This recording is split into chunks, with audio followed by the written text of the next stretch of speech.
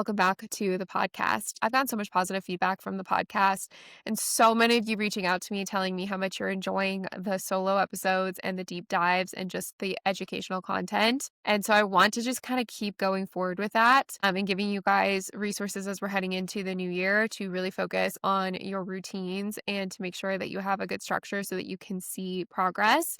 So we're going to keep doing that, but I have gotten quite a few requests to have guests on the podcast, and I would love to hear your guys' thoughts on how you feel about having different people on the podcast and to kind of just like deep dive on different topics. I love both. I will say I love listening to a quick and educational podcast, but I also love the ones where there is some conversation, you have some expert on and diving into different topics. So I think it would be really fun to add that to the podcast, but I would love to know kind of what you guys are enjoying and making sure that I'm only creating content that you're just dying to listen to. So if there is content that you want to hear, if there's guests that you would like to have, I would love to hear about it. And I would love to make sure that we kind of incorporate that into Q1 planning for the podcast. This podcast has grown drastically in the last year, and it is such a blessing. And I am so grateful for each and every one of you.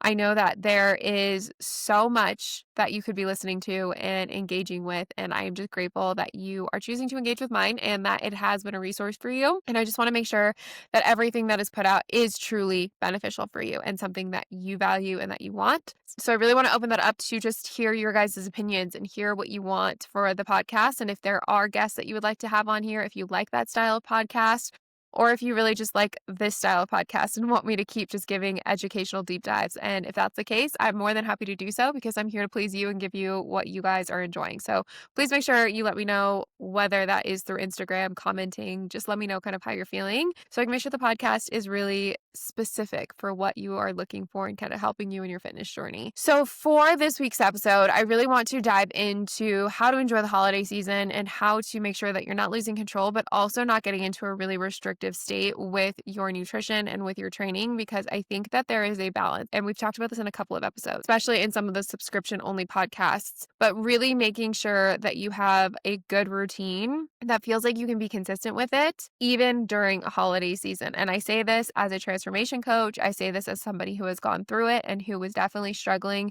to see results at one point in time and felt like restriction was the only way. And I want to just inspire you to really dig deep and try and find a way to come out of these restrictive states and these restrictive habits and diets, because they do ultimately give you a quick fix. They do ultimately promise something that's going to happen rapidly. And that's why I think that they're so fascinating or they're so popular, is because you want that result. You want that to happen fast. But if you get into these restrictive diet plans, and if you've ever experienced it, you probably know that it's something that you can't do for a really long time. And it's either too extreme that you can only show up when it's perfect, or it's something that you couldn't do for a really long period of time. And there is another route, and I don't feel like it's talked about enough. I feel like it's always talked about like you have to follow a specific plan or you have to do a specific thing in order to get a result. And if you're not eating this food or avoiding this food or doing these type of workouts versus these type of workouts, you're not going to get the physique that you want or the shape that you want. And sadly, I hate to say that that is truly a marketing tactic. You are, for one, going to look like yourself. That is just how it works. You could eat and train just like somebody else, and your makeup may not look identical to that person because you are your own being and you have your own genetics and you have your own shape, and you're going to hold weight in different places. You're going to look different than that next person. So yes, you can look at what somebody else is doing and mimic that. And I think that that's possible. But I also think that that caveat is really important to understand, that you have to understand that you are your own person and the outcome's going to be different. So you need to be basing it off of yourself. However, that being said, there are a few basics that you need to focus on and that everyone needs to focus on in order to get the goal that they want. It's not a matter of necessarily that you are dealing with a bunch of different things that nothing else is going to solve except this one diet plan or eating this specific way or this one training plan. But it's more about what you do consistently, and it's more about your overall structure and what you're focused on to get to your bigger goal. So let me kind of break that down and explain a little bit, because I know that's kind of just a lot of jumble and doesn't really make a lot of sense right now. If you are trying to lose weight, you have to be in a caloric deficit. That is just the reality of it. And weight is not necessarily going to say that you're going to be super toned, super lean, and show off a bunch of muscle mass. You have to first have that base of muscle mass. You have to second be in a deficit that is strategic in order to lose fat, not just weight, because muscle is weight and it will come off if you are not strategic in that. And then also you need to make sure that you are doing it at a pace that matches the energy of your starting point. So if you are eating 1900 calories, but the bottom of your deficit is 1300 calories, which by the way is what MyFitnessPal is going to give you if you say that you want to lose weight. It's going to give you the bottom of your deficit, not where you're at right now, because it has no idea. It's just going to go off basic calculations. So if you want to lose weight and you're at 1900 calories, but your base is 1300 calories, you have quite a gap there, about 600 calories that you have to account for. And if you just drastically go from point A to point B, you're going to either get exhausted, burnt out. It's going to be too restrictive and you can't keep up with it long term. Not to say that that's not the right deficit to be in for the goal that you want, but it takes time. You can't just do it overnight. And when that is the case, you have to remember that this is why it's so important you understand what your goal is, what your strategy is going to be, and how you're going to apply that to your life and to your goal and to your daily routine so that you can be consistent. Because if I tell you at 1900 calories, that's too much, you need to go to 1300 calories, that's going to be a massive change for you. And sure, maybe while you're really motivated for a week and a half, you could keep up with that. But after that week and a half goes by, you're going to start getting tired. You're going to start getting fatigued because you didn't do it in a process and you didn't do it in a way that you knew you could be consistent. You wanted that instant gratification. So you went as quickly as you possibly could and you went for that end goal first and you didn't even think about the process or the journey along the way. You just went from point A to point B, which is going to lead you to failure. So even going the right path and even trying to do the right things can lead you to feeling stuck. It can lead you to feeling like I'm doing everything right, but why am I not seeing results? And I just want to kind of explain that, especially as we're going through the holidays, because I know that January is probably in the back of your mind somewhere and thinking about what am I going to do to make sure that I don't lose progress through this month and how am I going to make sure that I can still enjoy it, but also still reach my goals come January without starting over. Or maybe you're in the opposite of I'm just going to enjoy myself. I'm burnt out from the year and I'll just start over in January and I'll worry about it then. And it becomes this all or nothing cycle where you are now always eating at 1300 calories when you're on track and 1900 calories when you're off track. And you might see results for a little bit, then you burn out and then you just move back up to where you were. And so this is just this endless cycle of not seeing progress and constantly going from point A to point B, back to point A to point B. And so this is why it's important that you have a strategy for how you're going to make sure it's balanced and so that you can see continuous progress. Otherwise, it's truly just the on and off cycle. And this is where a lot of women get stuck and where they get frustrated because they just spend years trying new things and trying new restrictive plans and trying new diet plans, and it constantly puts them basically in a hamster wheel, going after it when they're motivated and then backing off when they're burnt out and then going again, and just like this cyclical thing that will happen for as long as you continue it. So how do we get out of that? I think that that is one, such an important topic to just know, but especially as we go into the holidays, because this is where a lot of people get on and off track and it's just consistent where one week's really good, the next week's really bad, or even it's just day to day and they feel like they're starting over every single Monday. So I want you to kind of get out of that hamster wheel and kind of get out of that place of restrictions when you're having the extremes, the restrictions, and then when you just are quitting because you're exhausted and fatigued. The best way to approach this is what we talk about all the time, knowing the goal and knowing the ultimate goal that you're trying to accomplish, right?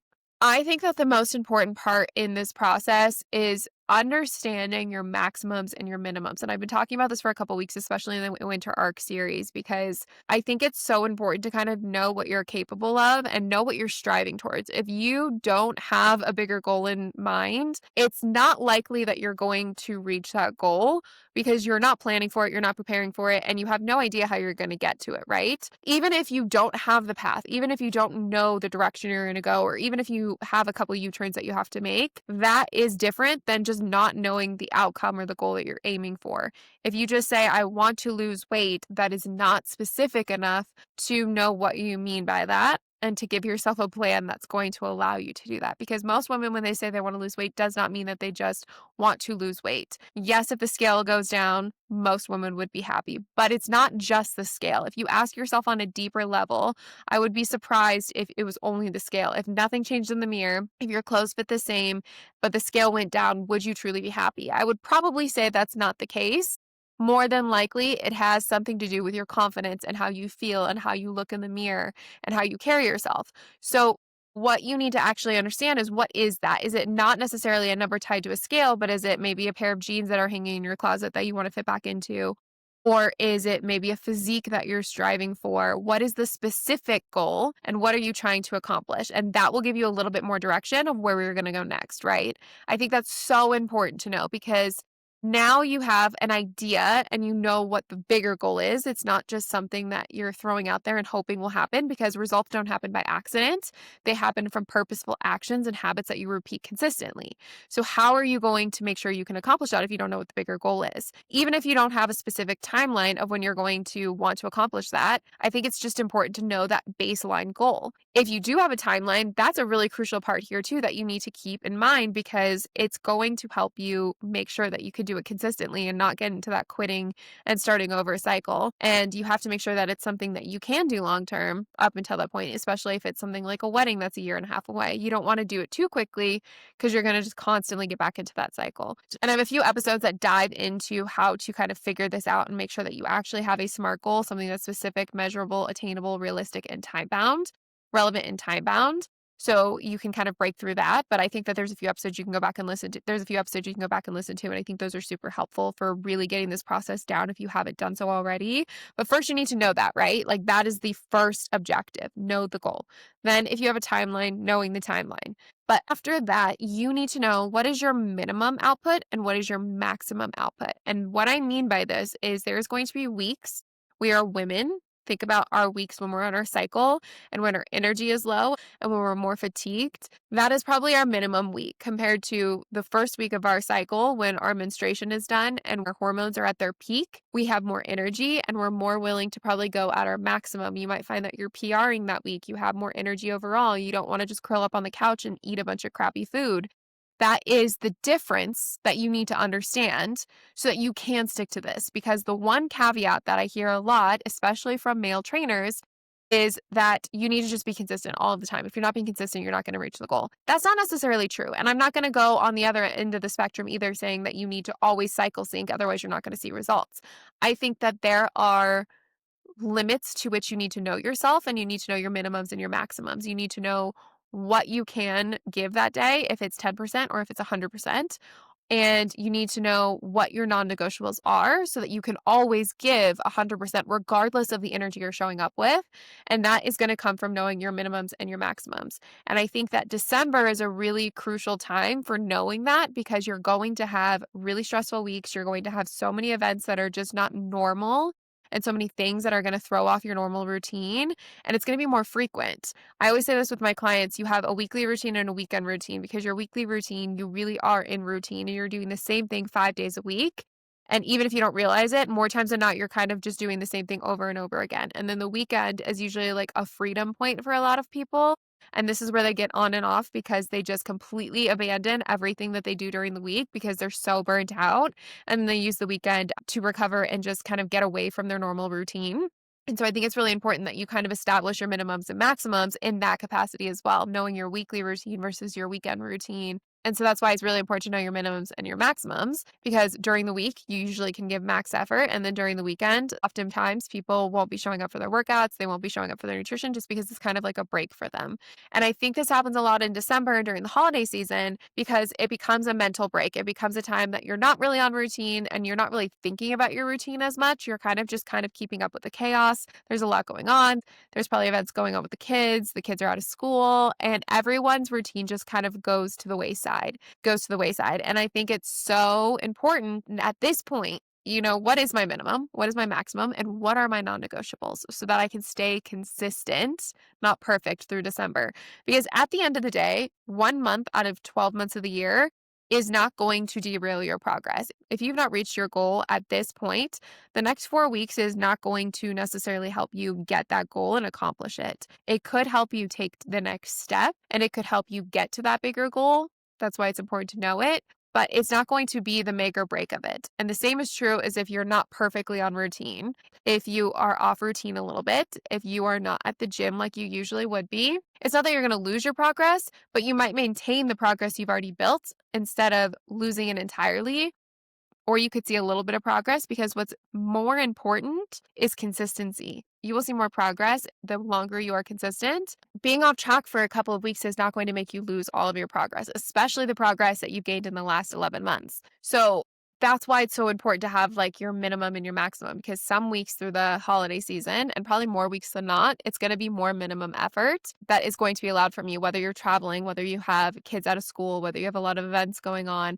Your routine is just going to look different. And you want to have a set of non-negotiables that you are going to use as your consistency measure and making sure that you can stay consistent so that you're still focused on the right things, but we're not focused on being perfect. A lot of times I will hear, well, I'm just going to wait for the new year because I just know I won't have the time to do it. If you don't have the time to do it now, you're probably not going to have the time to do it then because there's always going to be something that's coming up and there's never going to be one perfect time. It's not a feeling, it's not a time of year, it's a decision. And it's the choice of saying that I will make this a priority because it is a priority to me. And if it's not the perfect time right now, it's likely not going to be the perfect time later because you will have something that comes up and that excuse is always going to be more important. And generally, I find that excuse is coming from a place of fear or not really sure what structure to focus on. And you've already tried a lot of things.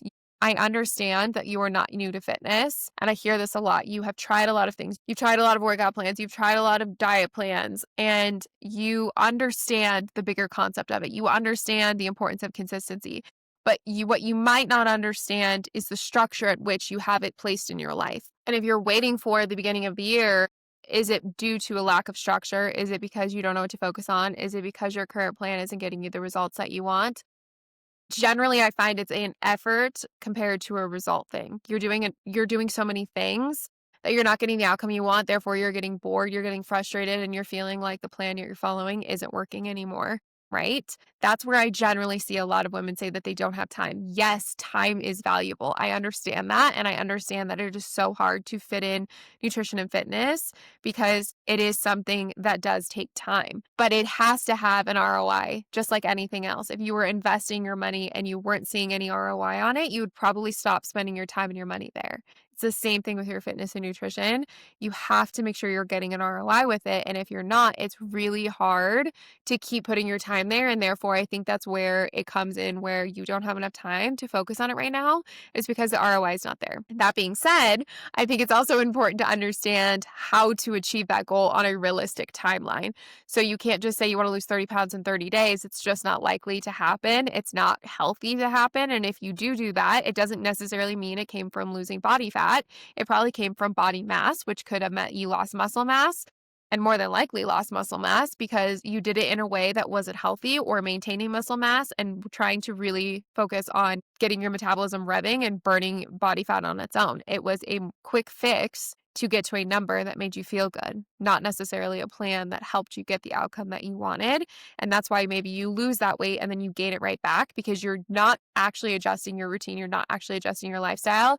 You are putting a quick fix in place to get a result that you want, but you didn't learn any of the strategy or the structure to keep it, and it wasn't something that you could sustain long term. So that's where you kind of get into that cycle again. So I really want you to be able to break that cycle in December and make sure that it's not something that you carry through the holidays. And I want you to be able to prevent yourself from getting into that cycle the entire holiday season where you're on and you're off, and then you're starting over in January, and then you get really restrictive in January, and the cycle continues. And the only way to do that, we've already gone over point one, finding out that goal. The second one is finding your minimums and your maximums and finding your non-negotiables. And when I say that, that looks like what are the things on a daily basis that you need to be doing, whether you have 10% or 100%.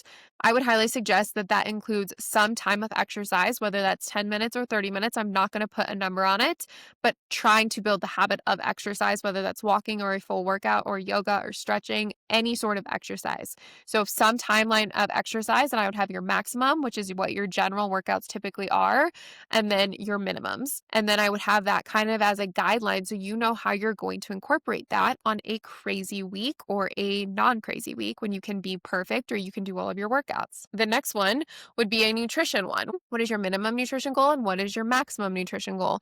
What are you going to do when it's perfect? What are you going to do when you have no time? Your minimum should be something like making sure every single meal has protein, whether you track it or not.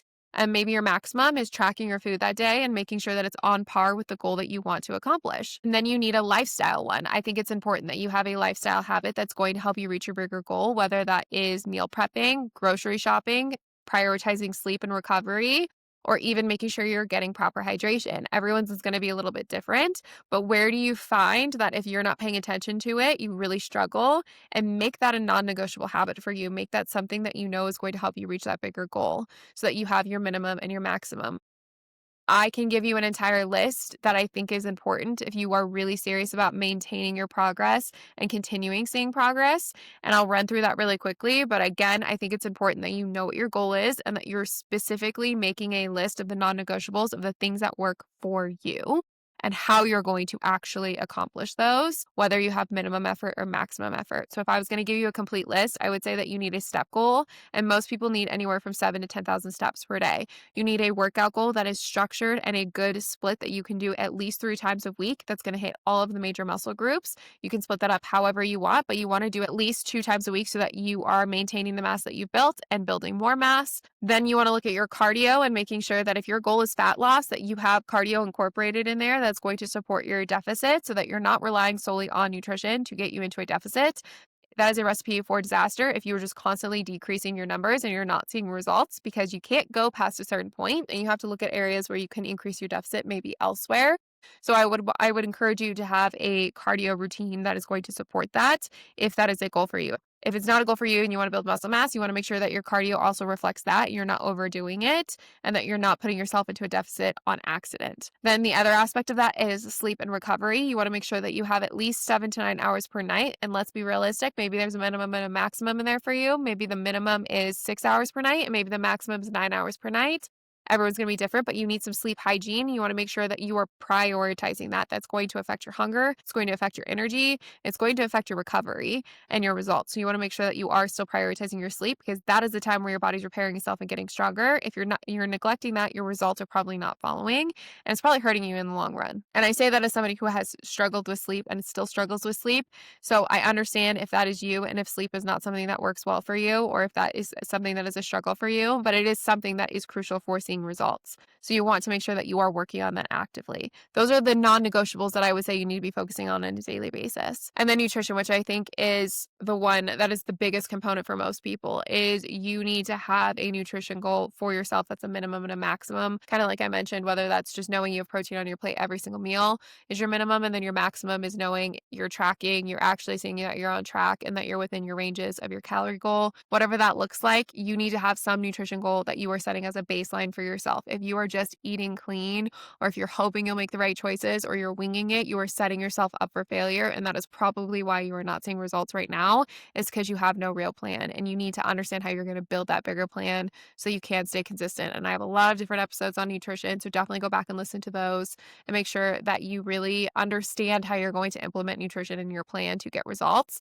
I always say that training is your foundation. That's how you're going to build it, right? Those are your building blocks for actually getting results. But your nutrition is going to be the actual thing that gets you results. If you neglect that piece, you will not see the results that you want. And it needs to really make sure that it aligns with the result that you want and that it's something that you can do consistently. That's not just as necessarily a restriction tool. And as we go into the holidays, I think this is something that a lot of people struggle with their nutrition, is because they have that restrictive mindset. How do I enjoy a cookie? How do I enjoy the holidays? And how do I make sure that I'm staying on track? But how do I also make sure that I'm enjoying the holidays and not stressing about everything that I'm eating? And that's where that cycle kind of builds. So those are non-negotiables that I would highly recommend that you work through and that you kind of build into a routine and a system for you on a daily basis, and knowing those minimums and those maximums.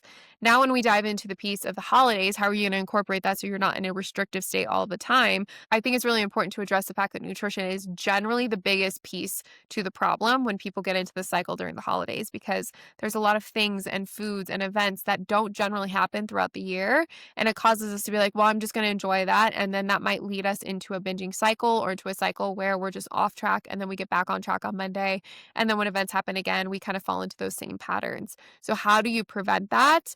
And how do you enjoy the holiday foods without being overly restrictive so that you can still stay consistent, but still feel like you're not constantly letting fitness and nutrition kind of dictate every part of your life? First is, I think it's really important that, like I said, you understand your bigger goal, because everybody is different. I think that if you have a bigger goal you're trying to strive towards, like maybe you have a wedding in January or February and you want to make sure that you stay on track, I think that it's really important to weigh the pros and the cons of your balance and the amount of balance you give yourself during this month. I say that because I think that it's really easy when the stress of the holidays becomes something that we use to kind of lean into food as an emotional response. And if you have a bigger goal that you're trying to reach and there's a deadline coming up for it, there are sacrifices that are required in order to reach that bigger goal. And sometimes those sacrifices are not comfortable. And I think that that is the hard truth that everybody has to understand at some point. So if it's something that's important enough to you, there are sacrifices that you have to make. And whether they're comfortable or not, it's important that you get into a place where you can be disciplined enough to follow through with that. And that comes down to your planning and that comes down to your strategy so that you can keep sticking with that consistently, whether that comes to accountability tools or that comes down to just making sure you have a really good structure to follow so that you're not relying on motivation. That's really important to understand when it comes to knowing if you're going to stick to a really strict plan through the holidays, because they have a bigger goal that's going to be following right after the holiday season. And it's just unrealistic to say that you're going to just get right back on track and that you're going to resolve all of the things that you did that were off routine the prior month. That being said, I would say for most people just are trying to enjoy the holidays and they just don't want to lose progress from the year before or feel like they're starting over completely in January. And if that is the case, I think that balance is your best friend in these holiday months, because it's not about being overly restrictive right now. And life is going to go through cycles where you can be really, really honed in. And then there's going to be times where you need to slow down and just be prioritizing the non-negotiables and making sure that you're being consistent. Maybe this month you don't need to be at your leanest. Maybe this month you don't have to be stressing yourself out to the max and viewing every single thing on your to-do list and striving to be perfect, because you're going to just burn yourself out and you know you're just going to quit. So how do you have that balance and how do you have that structure? I think it really comes down to having a plan when you go into the holidays, but also having a plan when you go into these events. If you know what events you have coming up, I think planning around these things are going to be so helpful visually to be able to see what you need to incorporate that week, how your week is realistically going to play out versus just winging it and hoping willpower is going to drive you to the gym and drive you to make the healthy choices when you're eating out. I think that it's so much harder to actually have that willpower in those moments, because now you're making a hard decision when it's already hard. So how are you going to kind of plan for these things ahead of time to make sure that you can be consistent? The thing that is going to keep you on track is having something that is predictable, that is going to allow you to have a sense of control, that you know you're not trying to aim for a 2-hour workout every single day, even though you have events and things that you have to get to, that you know you're not going to be able to make a ton of different healthy meals and making all of your choices for your nutrition, because some meals are going to be out of your control, but that you also have a baseline of what's important for you that week. And we're looking at your weekly, not your daily average, if that makes sense. Your daily goal is important, right? The things you do consistent are important, but what adds up over the week is way more important than that one meal that you're going to have that's off track. So it's really important that you have something that you can give yourself some predictability with, that you know what to focus on that week. You know what are the non-negotiables and you know what the minimums and the maximums are for that week. For some of my clients this week, some of them were traveling and they weren't able to do their normal workouts, but they wanted to stay active and they had a non-negotiable list that was important to them in terms of how many workouts they were going to try and complete that week. And it came down to pre-planning, looking at the week ahead and looking at what workouts were able to be done before they went on their trips, what they could be doing actively while they were gone, whether that is just going for an extra walk throughout the day and making sure that they're staying active, or if it was just something as simple as making sure that they were planning high protein snacks and having things and resources available to them, that even though they didn't control all of the meals, that they were still focused on things that they could control. And that's where it really gets important, is with your plan, looking at the things you can control, not looking at the things that you can't control, because it's going to get you into this on-off cycle where then you're just like, oh, don't worry about it. I'll just get back on track when I can control it, when I can be perfect. And that's the mindset I want you to kind of get out of, and instead focus on the little things that you can control in the moment. Identifying maybe when you're eating out, have I had protein today? If not, can I add protein to my plate instead of necessarily just going for the option that's not necessarily the healthiest, or that's not going to be helping me hit my protein goal? Or maybe you're going to front load your protein in the early part of the day and you're not going to worry about tracking, or you're not going to worry about obsessing over every aspect of that meal that you're having when you have it out. That's where it's important to have that control and that ability to kind of decipher what's important in the moment and how you're going to make sure you're giving yourself the non-negotiables and keeping them predictable so you can be realistic. If you just go into your week saying, I'm going to work out every single day, and the week gets crazy and you had no plan of when you were working out, what your workouts were going to be, what your nutrition was going to look like, of course you failed. You literally did not set yourself up for success in any shape or form. You let yourself set yourself up for failure. So how can you remove that? And how can you give yourself the plan to make sure that you don't have to stress about it every single day, that you don't constantly have to make the decisions, you don't constantly have to worry about if you're on the right plan? Give yourself the plan once and just follow through with it, and make sure that you're compensating for it every single week, and you're looking at the things that might be coming up or the issues that might prevent you from being successful, and how can you make sure it's your maximum or your minimum, or what's it's the non-negotiable, and that you're hitting those goals. The next is, I think it's removing the pressure of being perfect, especially during this time of the year. It does not need to be the most restrictive plan. It does not need to be the most perfect plan. It does not need to be the most intense plan. Instead, what it needs to be focused on is your non-negotiables. How can you be consistent with your nutrition, with your training, with your daily activity, even if it's not perfect? There are going to be days where maybe you overeat, or maybe you don't have control over your nutrition like you would like, and you're going to be craving your routine again. And that's good. Sometimes I think that that's important, because it gives you a break from the mundane and the hard work, and it allows you to get back into routine. But one week is not going to kill your progress. It's going to be what you do consistently after that. If you constantly are getting on and off track, and let's say that 1 week out of the month you were perfect and 3 weeks out of the month you were all over the place, then that's going to determine your outcome for the month. Not that 1 week that maybe you weren't able to control your nutrition perfectly, but instead focused on your non-negotiables, even if it meant adjusting them, even if it meant downplaying the amount of workouts that you did, or how much you could work out, or the intensity of your workouts, or your walks and your steps and your nutrition. Maybe your nutrition wasn't perfect, but you really worked towards making sure that you were hitting your protein goal every single day. Those are the things that are going to add up over time, especially if you do them consistently. So it's not about being perfect, it's about being consistent and making sure that you can be consistent, especially when it's not perfect. And I think it also means having some flexibility in your routine during the holiday season, because it's not going to be your normal routine. This week, for example, is Thanksgiving, and I am trying to cram in a bunch of different stuff Monday through Wednesday before we have family events and things that are coming up. And for me personally, that means work, right? Like, but it also means that it's going to take into time from my training, my meal prep, making sure that I have time to grocery shop and get everything done before we're hosting on Thursday. And that is going to cut into training time, but it's also going to cut into a bunch of different other things, right? So I'm not aiming for it to be perfect. It just means I'm aiming to be flexible, and I'm aiming to make sure that even if maybe I can't work out at the time that I usually do, or that maybe I missed a workout that day because I just ran out of time, I'm still prioritizing it in some capacity. When do I want to move it to later in that week? How can I plan it into my day earlier to make sure that I'm not missing it? How can I structure it into my day?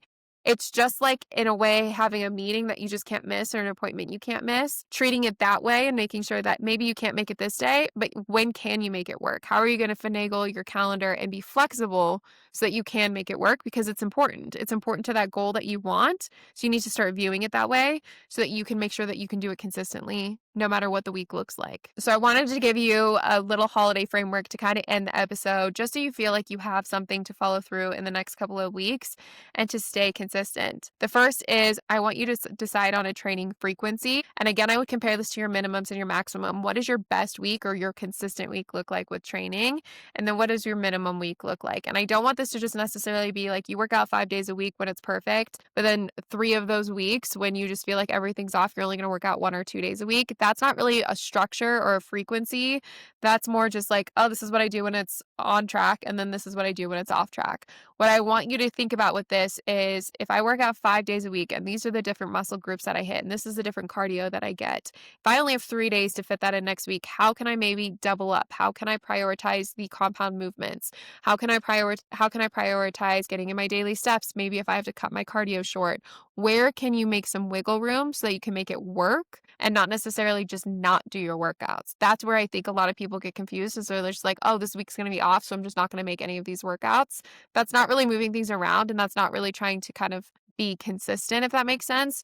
Maybe it's instead of doing 5 days a week and having a bunch of different muscle groups that you're doing each different day, maybe you put it into 2 full body days so that you can condense it and you condense your exercises down. So you're still hitting all the major muscle groups, but you're condensing it into a way that's going to fit your schedule. There's a lot of ways you can play with this, but I just think it's important to have a training frequency that you know that you can be consistent with, whether you can give 10% or you can give 100%.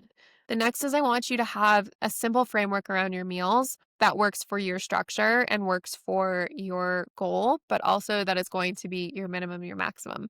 So, for example, if you're traveling, what can you do to make sure that you have some control over your nutrition, whether that is getting some high protein snacks to have on hand if you have no control over your meals, if that is pre-planning to get your nutrition in at the beginning of the day, like your protein and your micronutrients early, if you know your dinners are going to be out, or if you just don't have control over the things you're going to be eating, how can you set yourself up for your success with your nutrition? And it's maybe not even that deep. Like maybe you just have no control over your nutrition, and that's okay. I think where it gets challenging is where you get that on or off, right? Where you are now going from, well, I have no control, so I'm just going to eat a bunch of fast food, or I'm just going to eat as much as I want of all of these different things. And now you have no structure or framework for how you're going to make sure that you're sticking to your non-negotiables. So instead of hitting your protein, you're just eating bagels and pizzas and pastas, and there's just not a lot of protein in your meals. You're not working on your hydration. You're not paying attention to your water, and there's just not consistency in that. So what I would recommend with that is making sure that your meals, at least one meal a day, look similar to the way that you would potentially eat in your normal routine. Not necessarily the exact same foods, but it's like if you eat chicken, rice, and broccoli for lunch, how can you kind of have the same component for one of your meals throughout the day, whether that is having a complex carb, a protein, and a vegetable or a fruit in one meal, kind of just making them look similar to what they would at home, even if they're not the exact same thing, if that makes sense.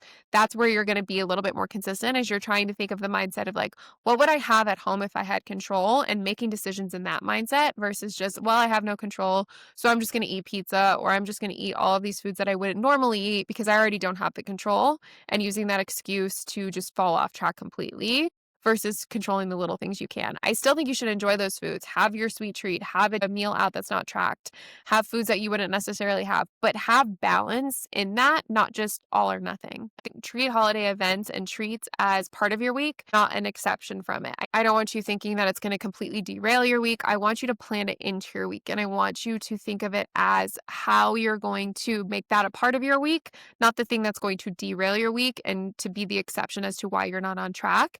How can you coordinate those things in so that, yes, you can be present. Yes, you can enjoy things without being guilty and worried about it, but that you aren't overly restricting after because you got into this place where you were saving up your calories for the event, that you were saving up your calories for the entire event and starving yourself. So then you overate and now you're in a restricted mindset when you're done. I want this to be something that's part of your week that you're okay with because maybe you pre-planned, maybe you ate your breakfast at home and you focused on your protein, your micronutrients all day long so that you could go out and not worry about it after, because one meal is really not going to derail your progress. It's always the things that you do in the extremes. So make sure that it's something that you plan in and you don't feel like it's something that you have to save up for. So keep this in mind as you're going into the holidays. When we say staying on track through the holidays, what that really means is having habits that are intact regardless of what's happening on the outside. Maybe not everything is controllable, but what are the habits that you can control that you're going to continue to implement on a daily basis?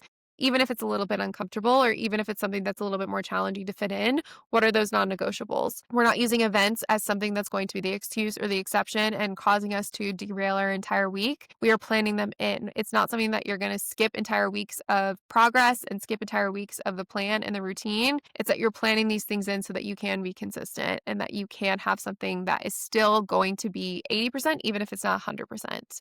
And then lastly, it's not about being on or off. It's not that you are on this week week and that everything is perfect and aligns with the stars and you can do it perfectly. It's that you can do things and control things regardless of what is happening, and what you can't control, you can't control. So don't focus on those things. Focus your attention on the things that you can control and make sure that you are paying attention to, even if it's maybe not the perfect routine, what's your minimum routine? What is the minimum amount of non-negotiables, minimum amount of effort that you can give?